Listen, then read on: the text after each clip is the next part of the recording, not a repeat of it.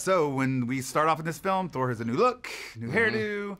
How did all that play into how you took the role of this film? I think the objective from, even years before we'd written the script was to change this film up in some way. I think it all started to feel a little bit familiar and predictable, and I called Kevin Feige and said, we got to do something different here. And he agreed, and was incredibly receptive. And then we had Taika come on board, who had the same attitude. And so it was about changing the aesthetic look, the hair, the hammer, the costume, everything, the world that we were a part of, the universe, the music, everything.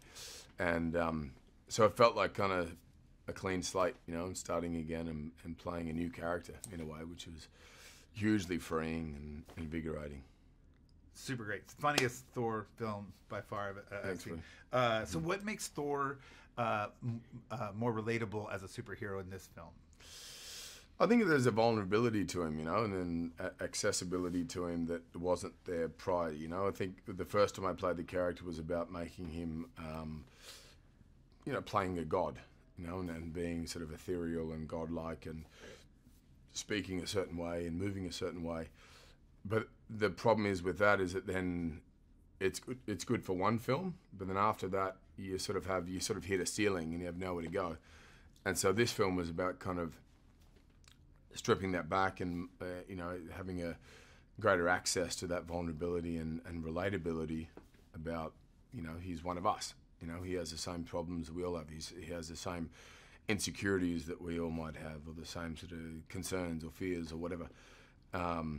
And then so we sort of did away with any exterior sort of confidence, and he was almost on the back foot a lot of the time, which is a lot more fun to play. There's a self-deprecating sort of attitude and sense of humor that comes into play there. Interesting. When I talked to Taika, he said that he also felt like Thor sort of took on a maternal essence, because he was taking care of everyone, from Hulk, from all that stuff. Do you have any?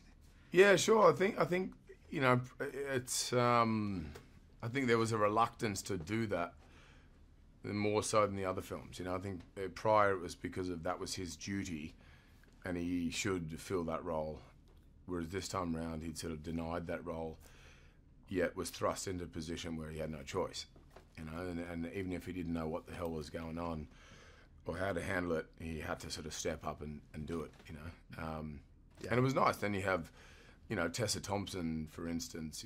Her character has this Han Solo quality to her, and this brashness and confidence, which puts Thor in the back foot and brings out a whole different quality again.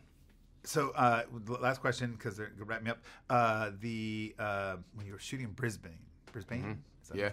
Brisbane and the Gold Coast. Brisbane, there was this amazing outpour, like fans constantly. It's kind of hard to shoot sometimes. Tell us how exciting that was to have that all happening around the set. Yeah, it was great. I mean, that's sort of close to my hometown, and I hadn't worked there in Australia for probably 10 years, so to bring this film back there and with this kind of energy, and then go to Brisbane and have thousands of people turn up to have a look at the set and meet us, and so on, was hugely overwhelming and a moment I'll never forget. It's pretty special.